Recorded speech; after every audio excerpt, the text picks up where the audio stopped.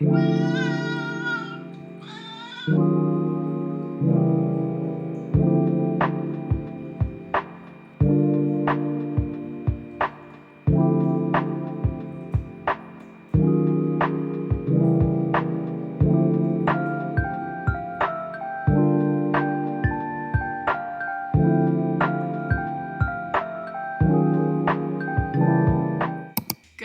YouTube vlogging is so hard. I have so much more respect for content creators that vlog than I ever did before. Not that I didn't respect them before, because I love watching YouTube vlogs. I feel like that's my new favorite pastime. I'm kind of over TikTok and Instagram Reels because they just don't hold my attention and all it is ads. Anyways, when I was going through the vlog that I posted last week and editing, I was like, everything is out of context. Like, unless you know me personally, none of this is gonna make sense. Strangely enough, I'm on the 4th draft of editing, and this is kind of where you do line editing and you're like, did I use the same word too many times in this chapter or in this paragraph? Or like, does this actually make sense? Like, if I didn't know anything about this subject, if I read this paragraph or I read this sentence, like, would I know what the author is talking about? When I was doing the line editing for the vlog, I was like,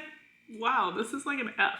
This is not a good effort. So for a little bit of context, I went to USC for undergrad. Well, I went for undergrad and graduate school, but like, we're just talking about undergrad right now. I went to USC film school to be a screenwriter, and I really thought that screenwriting was gonna be my career. Like, I didn't plan for anything else, and then it hasn't really worked out. So I'm pivoting, and it's been very painful. Anyways, so I have all these original scripts and they're just sitting there, and I was really, really passionate about one of the stories. It came to me in 2018. I've been working on it for 8 years. I wrote 2 full TV series seasons. I think I wrote 19 or 20 episodes alone for this story. That's crazy because that never happens in TV. You have like writing rooms, and it's like 10 or 12 people trying to make sure the story like really makes sense. It's never just one person writing a TV show, unless it's like Taylor Sheridan, who did Yellowstone, and I feel like he's like the one person that won't give any creative control to anybody else, which I understand, because like, when it's your story in your head, it's like your baby and you don't want to give it to anybody else. I don't even know if Taylor Sheridan does that. I just have heard that he does. Maybe I should fact check myself. I don't really care. Anywho, so I wrote 2 full TV seasons for this story, and then COVID hit, and I kind of have slowly come to the realization that the screenwriting gig is just not working out in my life. Like, I've tried so hard. I've tried so many different avenues, and I've gotten really close a lot of different times, but it just, for whatever reason, never happened. But I still like have these stories in my head. Ugh, my nose is like running. I've been cleaning this morning, and every time I do that, it gets really dusty. Anywho, so towards the last half of COVID, I was like, maybe I should turn this story into a manuscript, because then I do have full creative control. I get to say where all the characters' plot lines go, and I get to choose how it ends, and I don't have to edit it to be more PC or to fit what a publisher would want. I could self-publish. There's like a lot more options when it comes to manuscripts. And yeah, then I just started writing the manuscript. And manuscripts are like way different than screenplays, because when you're writing a script, you only write what you're going to see on the screen. So like, this person walked into a bar and then they got in a fight, and you're like writing out what you actually see. You don't write out what anybody thinks. That's like the actor's job to figure out. And like, obviously the writer and the director and the producer and the actors talk, and they're like, this is what this person's going through, but you don't actually write that in the screenplay. And so writing a manuscript is very, very different. It's very new for me, and I like it a lot more. It seems a little bit more therapeutic because I can really get out and flesh out what I'm trying to get across through a character. I think that's what I do. So yeah, I've been basically working on the manuscript since COVID, and it's now like 500 pages for just one season. And that's a lot. And I'm on the 4th draft. And like I said, I'm doing the line edits and I'm going through, not really changing the story at this point. I pretty much have the story locked in, but I'm like, could I say this better? Could I use a different word? Is there something that can describe this feeling or this scenery or this environment a little bit better? And it's been really hard. It's really like mind-numbing at points. But then also I'm like really proud because I'm like, I can't believe I wrote all this. This is crazy. And also, does it suck? Is anybody gonna like this? I don't know. Trying to be a writer is like one whole insecurity journey, I feel like. But maybe that's all creative things. I don't know, because I felt pretty insecure when I was trying to be a screenwriter, and for good reason, because I didn't make it. So yeah, that's a little bit of the backstory. I can keep going through it as I make these vlogs. That's kind of why I want to make these vlogs. I wish I had a chronicle of the first part of this journey when I started screenwriting as an undergrad, because it's just been so crazy. When I say I got close to being a screenwriter, I really did get close. It's one of those things that God had a different plan, and I just have to trust that God's plan is better. My plans have never really worked out very well. I've like given all planning to everybody else. Like, I'm just like, Dan, you tell me what to do, because anytime I think something's right, it's usually very wrong. Moving on, in the last vlog, I was talking about trying to create a routine that I will eventually morph into a ritual.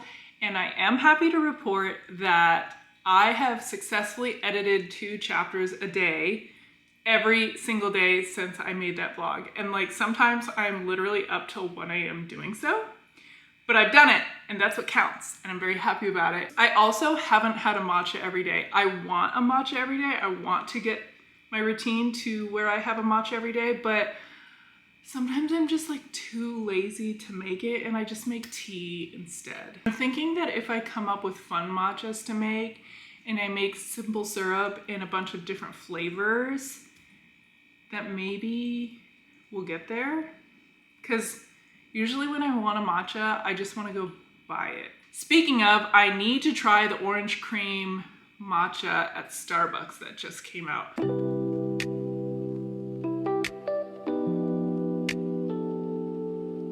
I can't make my bed because my cats are in the way and I don't want to disturb them. So I'm just letting them sit here, and then when they move, I'll make my bed. But it's noon. Look how sweet. Oh, the lighting's really bad. You can't really see him. But you can see him. Say hi, Meowser. So I feel like I should do a dairyboy haul because Paige Paul, is such a big inspiration to me. I watch her vlogs literally every single day when I make dinner, and she's kind of the reason that I'm even starting this vlog. So I have 2 different sets. I have like a Dairyboy order that I did, and then I also went to the Dairyboy warehouse sale. So for the Dairyboy order, I got her Lily of the Valley pajama set, and I don't have the top right now because I'm exchanging it, but this material is so soft. It's like jersey, stretchy jersey maybe? I don't know. Does it say? It does not. I got this hat, which is very old. I think it's from like a couple years ago, but it's still on their website, which is pretty unusual for Dairyboy because they sell out of stuff. But I just thought it was like so vintage looking, like very old school, unique. I feel like Babe Ruth would have worn this hat. I went a little crazy on the makeup bags. If you don't know anything about Dairyboy makeup bags, I think it might be their best product. Like, it definitely should be a hero product if it's not. Like, I know they have an evergreen part of their website. If I was on their team, I would be like, hey, we need to put up a solid colored makeup bag that lives up there all year long, but I mean, they're doing fine. They don't need my advice. But so I got a small size and I got 2 larges. I already have 1 large and I use it all the time. And when I say these are large, they're like very large. Like Oh, I didn't even open it yet. This matches this. I wonder if this one matches the other one. I wonder if you could like fit my shoe. You could fit a whole shoe in here. Amazing. It's very good for traveling, especially with hair stuff. Like I can put a whole Dyson in here. I can put a hair dryer in here. I can put a full whatever you do for hair. I don't know. I wear the same hairstyle every day. I've worn this hairstyle since first grade, pretty much. If you look at me when I was like 6, 7, 8, 9, 10, I have a bun or some sort of high ponytail going on at all times. Wait, I wonder what the pattern is in this one. Oh, this one was like a very popular pattern. When she did the Farm and Friends, she did like the pajamas first, the linen pajamas, which I got 2 of in this color and this color. I was like, oh my gosh, which ones did I get? I got the duck and the chicken because I love birds. And this pattern I think was the cow. I'm like trying to recall my dairyboy lore. But this pattern was so very popular. Like everybody wanted it. Everybody and their mom. And I think it sold out like twice. So that's that for the Dairyboy website order or app order. And then I went to the Dairyboy warehouse sale. Okay, first of all, I went on the first day. 3 hours in line. They told us 30 minutes. It was 3 hours. And then once like the line started moving, I was like, well, I can't get out of line. I'm in too deep now. And they kept saying like 30 more minutes, but it was not. It was 3 hours and it was hot. And thank God I got a matcha, but the matcha wasn't very good. I'm not gonna say where it's from because I don't think that's fair to the store, but it's a very popular matcha place in LA. And I was like, yeah, y'all fell short on this one. Maybe it's just mine. It was rough, but when I got in, it was very cool. I got this and the matching, I don't know if you can see, and I don't feel like standing up, but this is basically the same one. Oh, and it says, I don't feel like turning around either. It says Dairy Girl Summer. And if you know the Dairyboy lore, like, I feel like Dairyboy came about because Paige Lorenz was like, I hate nut milks during COVID or something, and she got a lot of heat for it. But I mean, she was right. Nobody likes nut milk. Well, no, that's not true. A ton of people like nut milks. I don't. I like whole milk and everything.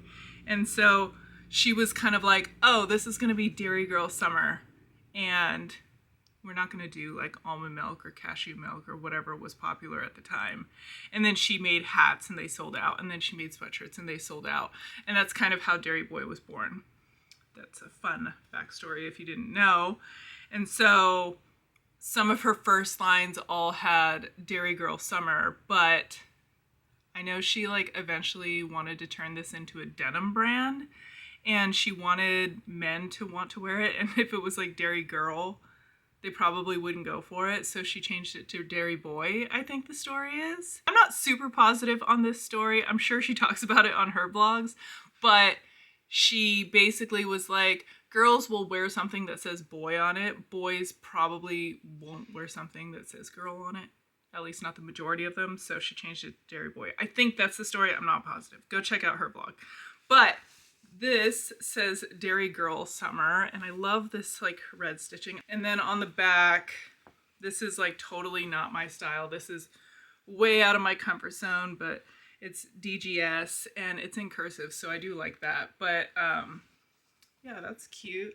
And then there's like the matching shorts, and basically it's the same as this. I got a hat, and I was kind of like, I'm only getting things that are like 75% off or like 50% off. I'm not getting things that are only like whatever, 25 or 30% off. But then I forgot to check the prices, so I don't know how well I stuck to that. I think I stuck to it pretty well because like overall I spent like under $200. So yeah, but also I got these glass straws. This is like a watermelon motif. It's like green and pink and white. Is this focused? I realized on the last vlog I was not good at pulling focus on anything. And then I got a whole bunch of pajamas again. I got the pink pants, the brown boxers, the white boxers. Wait, I got the matching pink and white shirt. Oh, here's the pink shirt. Ooh, where's the white shirt? I don't know where it is, but I did get it. That's so weird. They have hair all over them because my cats slept on them, which is also why I still haven't made my bed, because my cats are still asleep.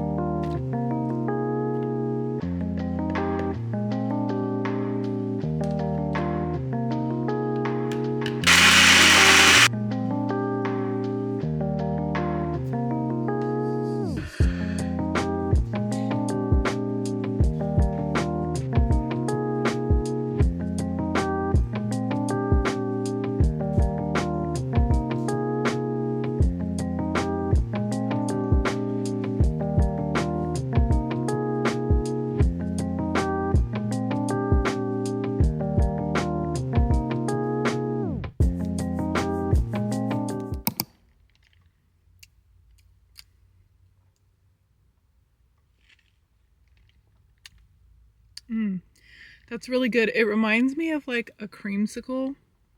Like I'm not really getting strong matcha, but I'm getting really strong creamsicle. But I like it. That's good.